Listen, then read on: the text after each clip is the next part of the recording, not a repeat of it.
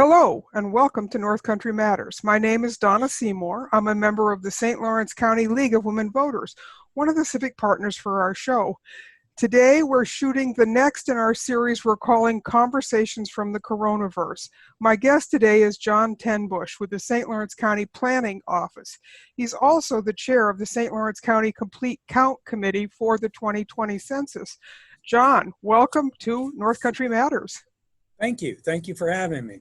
Well, I must make one correction, excuse me. I staff the Complete Count Committee. The chair is John Burke, who's a member of the Board of Legislators. Oh, very good. Thank you for that correction, and we'll note that in our notes. Well, we'll get started. The League of Women Voters of St. Lawrence County and New York State, as well as the League nationally, are one of the civic partners helping to make sure the census count is accurate. John, who makes up the St. Lawrence County Complete Count Committee? It's a cross-section of community leaders in our county. As I mentioned, John Burke is the chair. He's on the Board of Legislators. We have representatives from the Chamber of Commerce, United Helpers and the Community Development Program, BOCES that helps us get access to the schools, and then all four colleges are represented. After that, we have the ARC that helps us get to special needs populations, the League of Women Voters that you mentioned, the St. Lawrence County People's Project. We have a representative from St. Regis Mohawk Reservation, the library system, and social services. Well, that sounds like a pretty good, broad cross-section of all of the agencies and organizations in our county who have access to a big chunk of our population. Yeah. Let's start, John, by talking about what the census is. It's probably a kind of a fundamental question, but it's always a good thing to make sure everybody knows what we're talking about. Sure. Censuses have been around forever. You might remember in the Bible, Joseph and Mary went to Bethlehem because they had to respond to a census. So censuses have been done throughout history. In the United States, the first census was done in 1790. So we are now doing the 24th census. They're done every 10 years. And it's mandated by the Constitution. It's Article 1, Section 2. And as I tell kids when I'm making presentations to schools, that's on the front page of the Constitution. So go home and tell your parents that George Washington wanted them to fill out their census. Well, hopefully that is going to be just one more good reason for folks to do that. So the 2020 census calendar started the count on January 21st, and that was the first enumeration in Toksook Bay, Alaska, which is always one of the communities that's first counted because it's tiny and it's very remote. So what happened after that in terms of the census calendar, John, because it has changed? That's true. The Census Day is defined as April the 1st. But as you mentioned, the Census Bureau gets out ahead of that and works on areas that they're pretty sure are going to be hard to count. One of the reasons why they're in Alaska in January is things are frozen. You can travel around. If they waited till April in Alaska, it would be a lot harder to move. So after they start the census in Alaska, they do some head counts at homeless shelters. They do head counts at some group quarters. Now, group quarters are defined as things like college dormitories or hospitals. Jails are group quarters, jails and prisons. Nursing homes, special needs homes, those are all considered group quarters. And the Census Bureau, it takes them a long time to get those, and so they start early. Okay, and then, but what happened in March was that the Census Bureau had to suspend the 2020 census field operations for 2 weeks initially to protect the health of employees during the coronavirus pandemic. And about 10 days later, they made the announcement that they were going to just suspend field workers altogether because they did not want to take the chance of infecting those folks. So they began to do some of their work by telephone. what's the deadline now for returning the census forms? Because that's also been extended, hasn't it, John? The official deadline has been extended to mid-August. It had been the end of July. It's been extended to mid-August, and there is some talk that it might be extended further. But in order for it to be extended past mid-August, there would have to be congressional legislation. Okay, because the census calendar itself is all pretty much regulated by legislation already, so any changes would require that kind of authorization. Yes, if they go past mid-August, they would miss their deadline. They are required by law to give the official count to the president by the end of the year. So if they extended the deadline beyond August, they would have to miss that deadline. And so Congress would have to set a new deadline for them. Good. Thank you for clarifying that. Originally, St. Lawrence County was supposed to get about $255,000 in census outreach grant funds to make sure that the hard to count populations in the county were made aware of the importance of being counted in the census. Did any of that money ever appear? No, ma'am. That money is on hold. And the last official word is that it is still on hold. Whether or not we will see any portion of that remains to be seen. So you're really doing your operations with no financial support and just trying to be very creative about how you actually get your work done at this point. Yes, yes. As you can see behind me, we have a census tote bag from 2010. The money that would have been appropriated by New York State, not by the federal government, but from New York State, would have gone to things like that tote bag, or I have here a census cup. It was very popular 10 years ago. All kinds of little knickknacks and things. The marketers tell us that you need to put the concept of the census in front of people a bunch of times in order for them to internalize, oh yeah, this is the census, I got to do it, and motivate them to get it done. In 2010, there was money from the state of New York and from the federal government, and we were able to do these kinds of tote bags and cups and pencils and pens and notepads and get them out widely. And in 2010, we counted 3,000 more people than the Census Bureau expected us to. So that's this an year, indication we don't have that money. And that's an indication that that kind of outreach is really effective, isn't it? It was then, and it would have been this time if you could have done it the same way. I think yes. This year we don't have that sort of money, and with the shutdown, we are having to retool our census promotion. So the internet is one great way to do that. We should be able to talk to just an awful lot of people. So thank you for this opportunity. It's very helpful. We are also, the county website has some census related information. We're trying to get out into the regular media, the newspapers, online news aggregators, radio and television, etc. But you have seen some advertising for the census on television, and you've heard it on the radio. That's paid advertising that the Census Bureau had arranged. We're trying to do a series of PSAs, public service announcements, that would be in addition to that we could tailor to our specific audiences here in the North Country, and that would, since they'd be relatively short, we'd hit one point, and then in the next PSA, we'd hit another point, and then another PSA, we'd hit another point. Nothing overall and comprehensive, but again, the goal is to get the term, the concept, and the need for completing the census in front of people as many times as possible. Well, that's really a big job when you don't have any money, isn't it? As you're starting to learn right now. One of the things that was going to be very different about this census was that a lot of it was going to be online to begin with. So a lot of social media information had already been developed, and you can certainly tap into that. What makes up, John, a hard to count population, and how big a portion of our county does that include? And now that you can't use your traditional methods, how are you able to outreach or planning to outreach to them?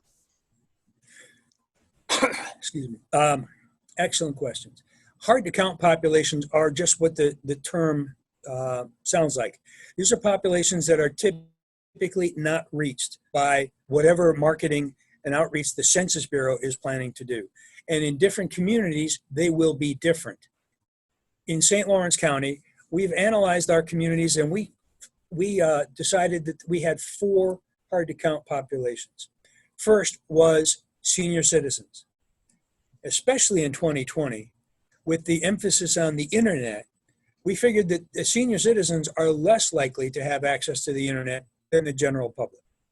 Senior citizens also, many of them go to places like Florida for the winter, so they might not get the census invitation that got sent out. And while they're in Florida, they might not, they'll see the national census advertising, but they might not be motivated to fill it out because, hey, I'm just visiting in Florida. When they're in Florida, if they indeed are motivated to fill out the census, the question says, where are you living on April the 1st? Well, I'm in, Palm Beach. Well, we don't want that. We want them to say, I live in St. Lawrence County, because in fact, most of them, the vast majority of them, live in St. Lawrence County the majority of the year. And so the intent of the census question is, where do you live most of the year? And we want them to say St. Lawrence County, even if they're in Palm Beach on April the 1st. Now we have an opposite problem with students. Students are in fact in St. Lawrence County in a typical census year. And when they fill out the form, we want them to say, hey, I live in Canton, I live in Potsdam, I live wherever it is that they live here, because they are here most of the year. However, if it's your first time when you're doing the census and the census asks the question, where do you live? You might very well, what is my official address? You might go to your driver's license or something like that. Well, I live in Greenbush. Okay, I better write that down. That doesn't help us in St. Lawrence County, because your legal residence might be Greenbush, your voting residence might be Greenbush, but in fact, you live in Potsdam or Canton the majority of the year. So we want you to say that you live in Potsdam or Canton. That makes sense. What happens in the case, John, as we know, there's about 10,000 college students in the county who live here most of the year. And in some cases, they're on campus, so they would have been counted by the campus. But lots of them also live off campus, and they may actually have left already because the college has moved online over a month ago. So how do we make sure we get those off-campus students counted? That's a really good question. There are fewer off-campus students than we might have thought. We asked our representatives from the colleges. They gave us a report at our last complete count committee meeting. And, one college might have 500 students living off campus. With a full enrollment of 4,000, 500, while still significant, is not a huge number. We think, and anecdotally, we understand that any number of those students who lived off campus are still in town because they probably had leases. And as happens in college towns, it's hard to get out of a lease like that. So you probably are living there until your lease is up. There are some students who are still on campus, living in dorms, because wherever it is that home was would not have been appropriate for them to stay. Maybe they didn't have internet connection at home, or maybe home was just not a good situation, so that they're at school. But for the colleges are counting the vast majority of students. The ones who live on campus, the colleges are filling out those forms. There is a way to do that. And so the college is filling that out and sending it in. So the majority of students are being counted. We do want to get the students who live off campus.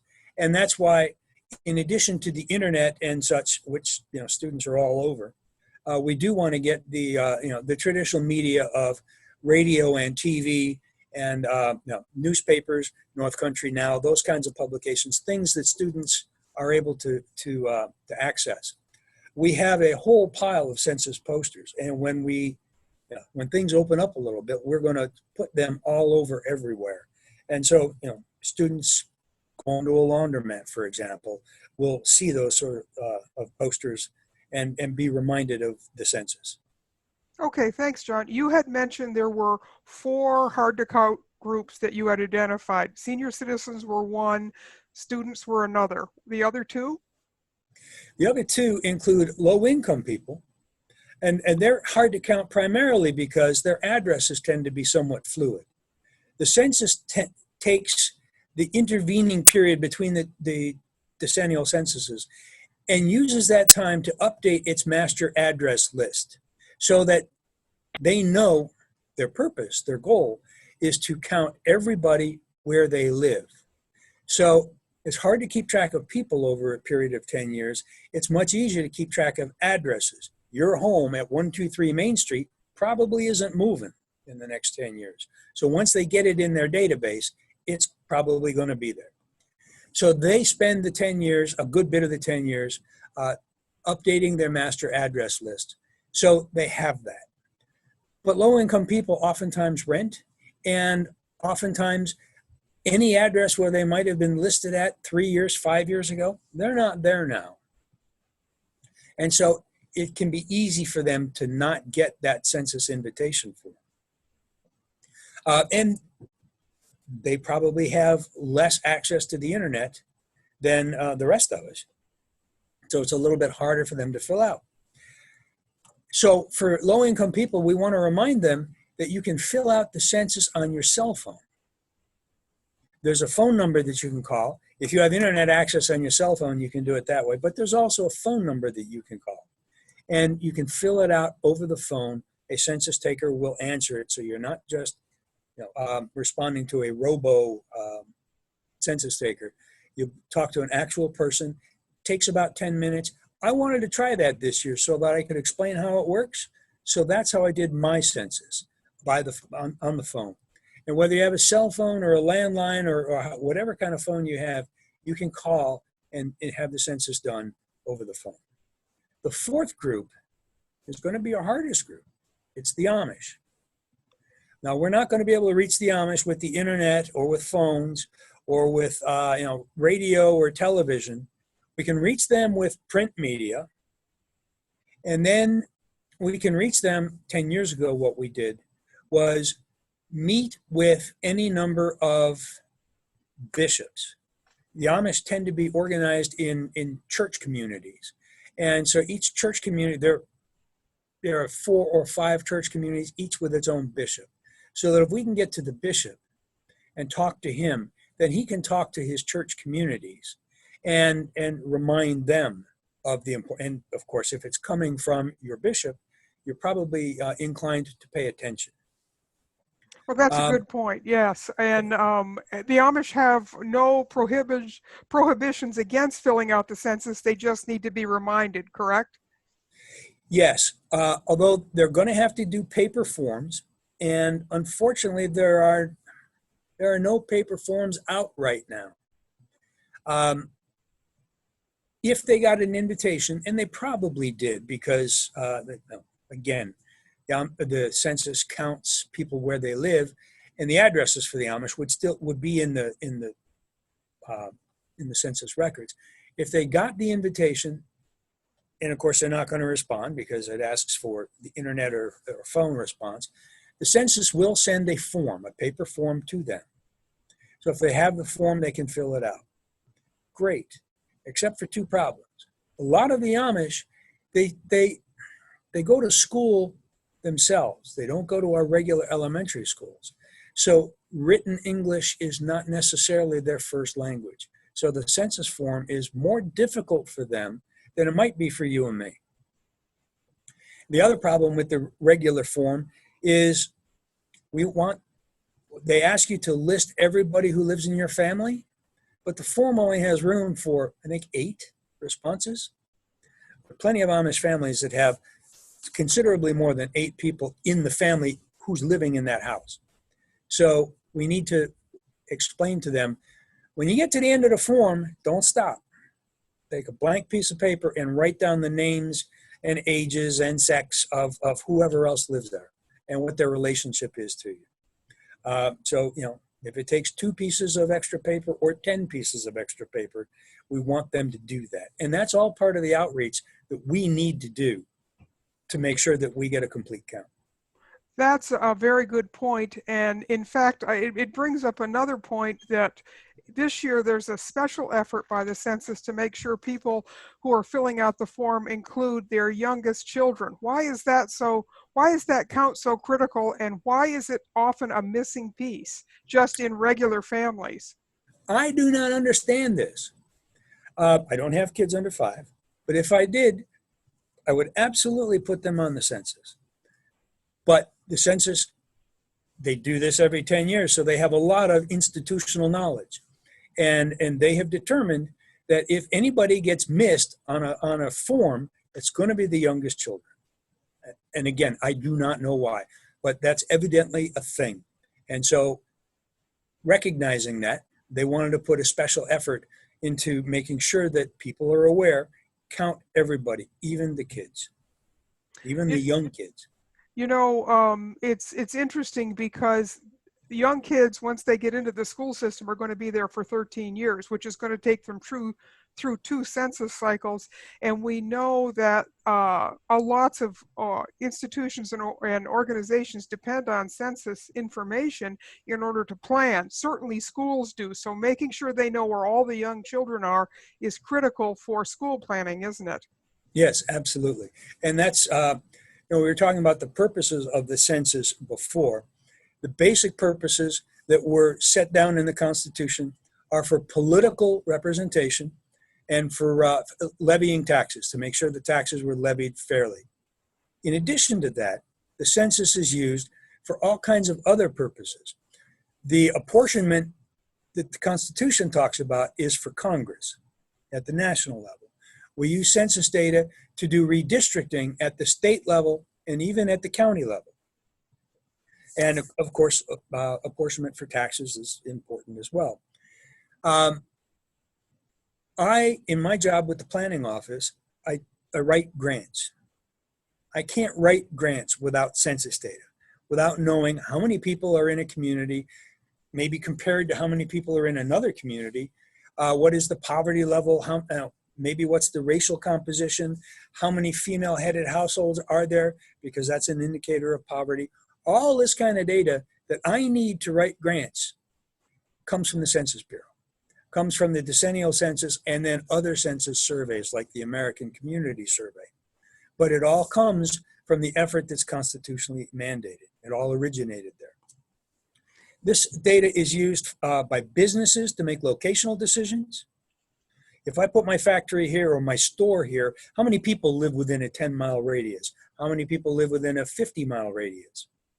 Now, businesses can get that information from commercial vendors, but most of those commercial vendors get their information from the census. The value added is how they slice and dice the data to give you exactly what you want. But the basic data comes from the census. That's very interesting because I don't think many people have put those 2 pieces together, in the sense that business success is going to depend on how many people are in the business area, and the census is an excellent way to get that information, provided the census information is accurate to begin with. Absolutely. Walmart was not going to come to town until they saw sufficient population in our larger population areas, Potsdam, Messina, and Ogdensburg, when, I don't know what criteria they use, but they were watching the census. When we hit that level, then they came to town. Other national chains do the same thing. That's very interesting. You'd mentioned that apportionment, which is how we decide how many seats in the U.S. House of Representatives each state gets. I was doing some research on this. In the last 5 census counts between 1960 and 2010, New York has lost a total of 14 seats in Congress, 2 in 2010 alone. An incomplete or undercount in 2020 could result in another 1 or 2 more of lost congressional seats, which will certainly impact how New York is treated and the influence that we have in Congress, doesn't it? Yes, absolutely. In St. Lawrence County before 2010, we were the 23rd congressional district. Mhm. We are now the 21st. Right, and they're talking that uh, one of the things that could happen is that whatever our district ends up being a number, it'll probably be geographically larger than it is right now, and that will make it even more unwieldy in terms of trying to satisfy the needs across a really large geographic district. That's true. But the reason for that is because there are 435 seats in the House of Mhm. Representatives. So as the population of the country grows, um, there's a proportion involved. Whatever that number is, divided by 435 is how many people are in a congressional district. In 2010, I think we had approximately 750,000 people per congressional district. In 2020, they're guesstimating maybe 850,000 people per congressional district. So right now, our district goes from Watertown to Plattsburgh and south almost to the Thruway. They might need to make our district bigger and maybe pick up, for example, Oswego or some of the Mohawk Valley communities or something like that in order to make it, you know, make it fit numbers wise. And that's just the way that works. Yeah, Texas will pick exactly. up seats, California will pick up seats, and we'll lose some. Well, not with an incomplete count, yes, but maybe with a complete count, we can actually compete with the other districts, but we won't know. And in fact, one of the problems in New York State is that I believe we were 45th out of 50 states in actually completing the census. So there were a lot of people who were never counted in 2010, and we really need to reverse that trend in 2020. And with all of the things that are kind of going against us with the pandemic and the New York pause, that's going to be more difficult to get a complete count. John, let's take people through the three ways they can fill out their census and send the information in. You've talked about some of them, but let's just remind folks the three ways right now that are that they can use. All right. They can respond on the internet. If they got their census invitation form, it gave them a web address that they could go to. I'll read it. It's https://my2020census.gov. And even if they don't have their census invitation with their little ID number, they can still go to that and fill out the census. If they don't have access to the internet or they don't trust the internet, because some of us don't, they can call in, and the number for that is 1-844-330-2020. And again, I've tried that myself, and it's answered by a human being, and it takes about 10 minutes, and they're very polite, and they will explain anything and everything that you need, and then you're done. That's easy. The third way to do it is a paper form. Now, in past censuses, everybody got a paper form. That's wicked expensive. So this time, they tried to minimize the use of paper, but if you didn't fill out your census form by about April the 15th, and they have your address, you're going to get a paper form. So you probably have your paper form by now. It's almost the end of the month. So you can fill out the paper form. There is a fourth way to do this, and this is how we're going to reach the Amish and some of our other hard-to-count populations. The census has enumerators. They send out into the field to knock on doors and talk to people and record census responses. This is what's been affected by the pause in New York and the pandemic nationally. These census takers, these enumerators, are not able to get out there yet. We are hoping that they do, and depending on how long we're locked down, that is going to affect whether or not we can get these enumerators in the field to do a good job by the middle of August, or it might actually have to take longer. Okay, thanks. Actually, there were some folks in St. Lawrence County who never got a mailing from the census. Tell us why and where these folks are located and what the rationale was for not necessarily getting a paper form or at least a reminder back in late March. There are some of our more rural areas, some of our areas that have a number of second homes and camps and cabins and things. Those areas did not get a mailed census form because the census, they know where the structures are if they have addresses, and those addresses are in their records, but they don't know, is that somebody's primary residence or is that a vacation home, a second home, a camp? So because of those kinds of difficulties, the Census Bureau had planned to do that using enumerators.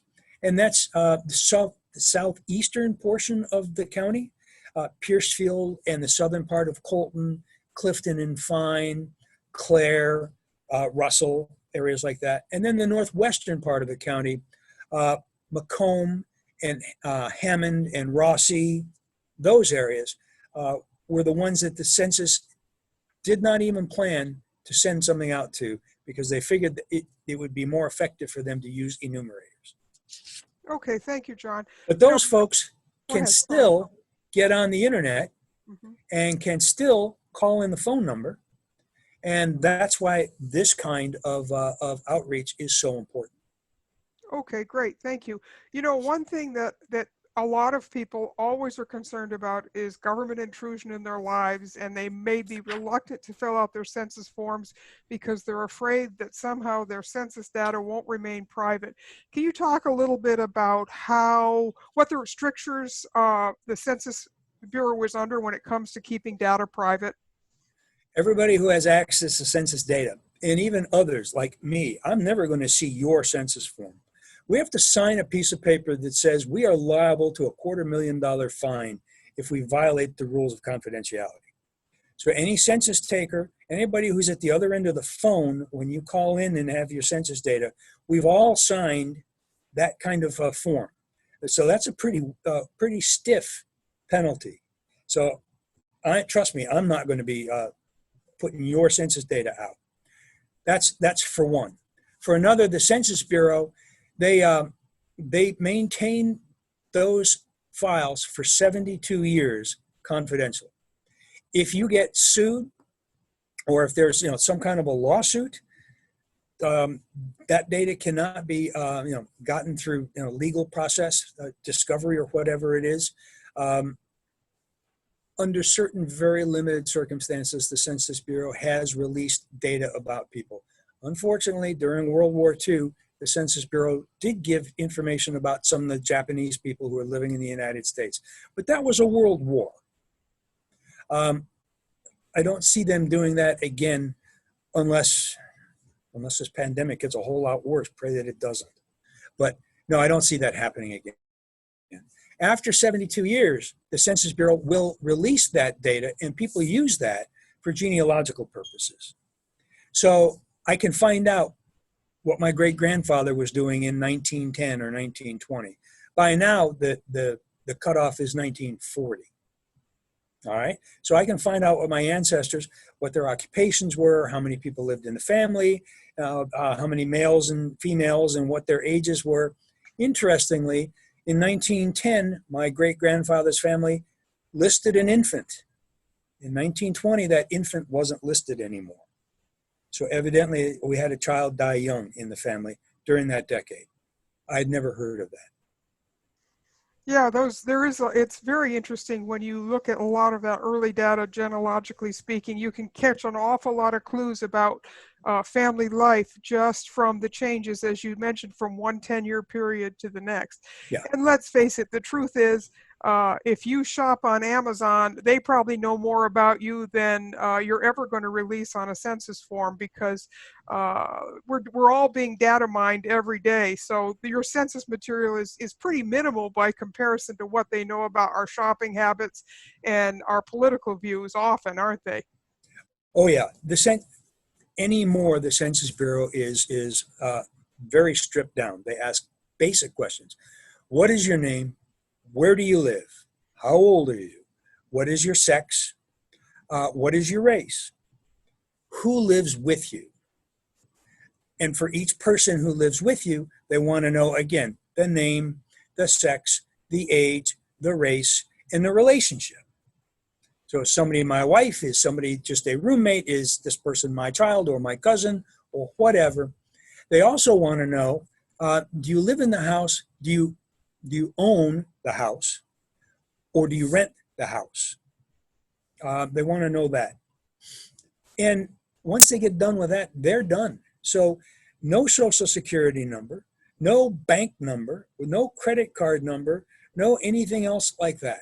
So yes, they have a lot less information about you than Amazon does or Google or one of those others.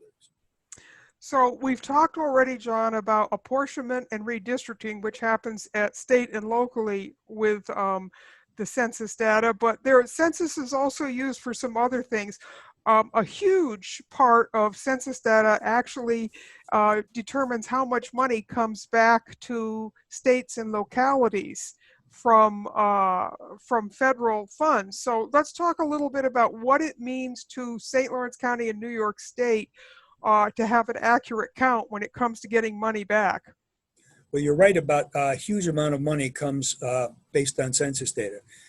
School district funding, road funding, other infrastructure, social programs of all kinds are based, at least in part, on census data.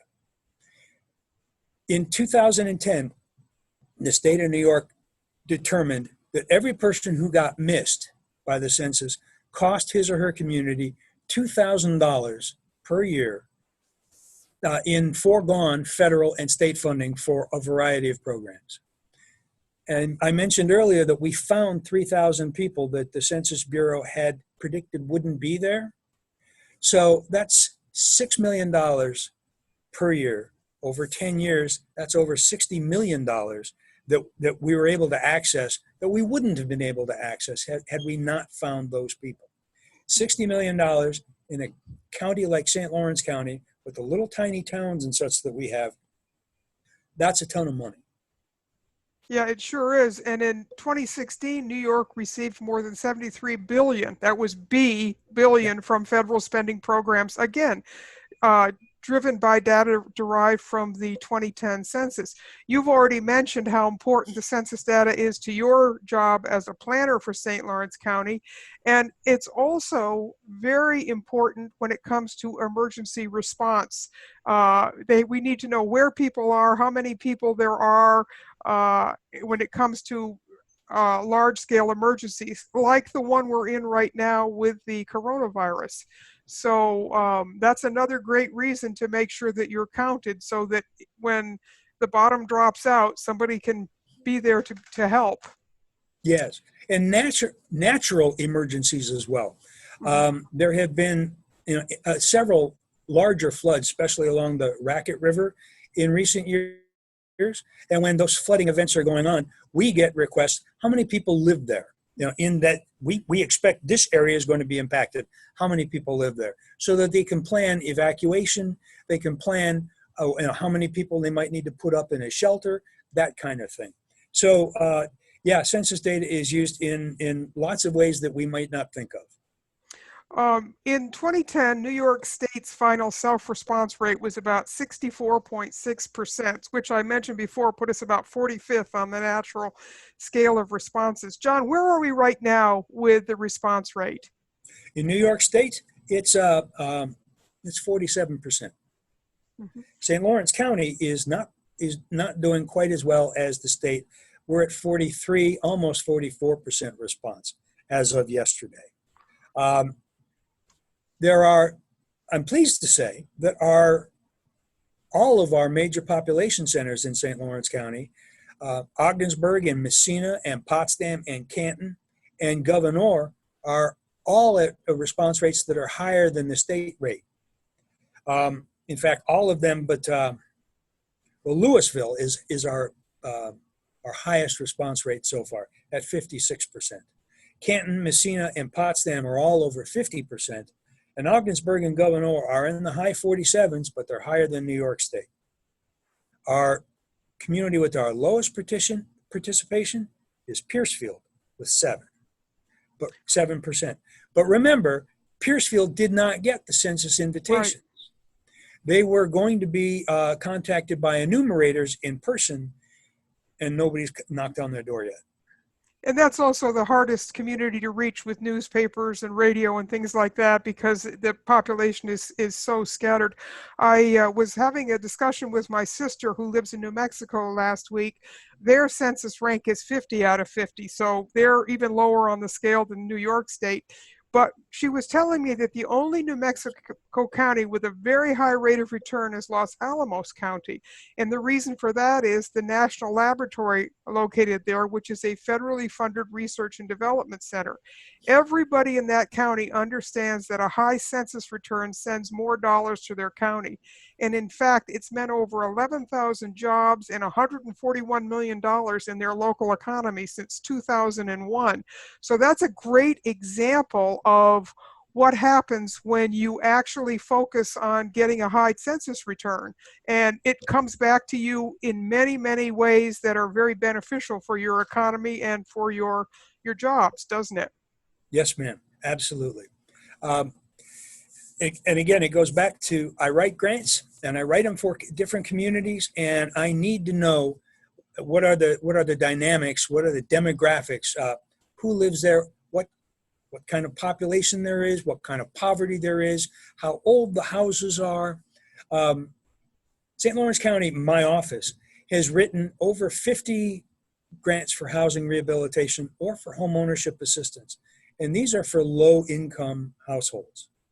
All of these grants have been written based on census data.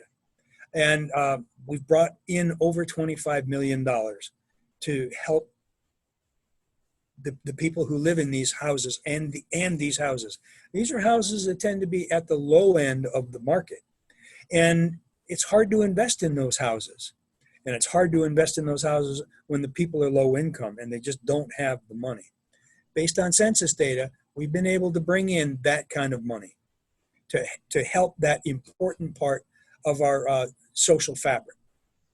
And the other thing we need to remember is that when we bring in those outside dollars, they get spent in the county and recirculated, because you're hiring local contractors, you're buying supplies from local building supply companies, and you're really helping to generate income that stays in the community. And that is a great economic multiplier. Yes, we did an analysis a couple of years ago, and we estimate that the activity of this community development block grant program over its history has had an economic impact of over $60 million in the county. That is a lot of money. So, John, as we wrap up today, we've talked about a lot of things. What final thoughts do you have? What do you want to share with county residents about the census? The census is important. It's legally required, but that's not my argument. My argument is that it's important to you and to me and to our neighbors. Please fill out the census and help your community help itself over the next decade. Thank you very much for coming in today, John. I really appreciate it. I want you to know I did fill out my census form. I am in Florida under quarantine with my son's family, but we've got our number when they sent the mail down to us from Potsdam. We filled it out, and so St. Lawrence County has 2 more positive responses, even though we're currently not in St. Lawrence County. You set a good example, Donna. All right. Well, thank you very much for coming in. Just a reminder to folks that the St. Lawrence County League of Women Voters will continue to support the census process. We now actually have a college student intern, Nick Felanio, who will be working with us on voter education and census matters over the next couple of months. And we'll be doing an interview with him a little bit later this spring. So these conversations are a production of North Country Matters.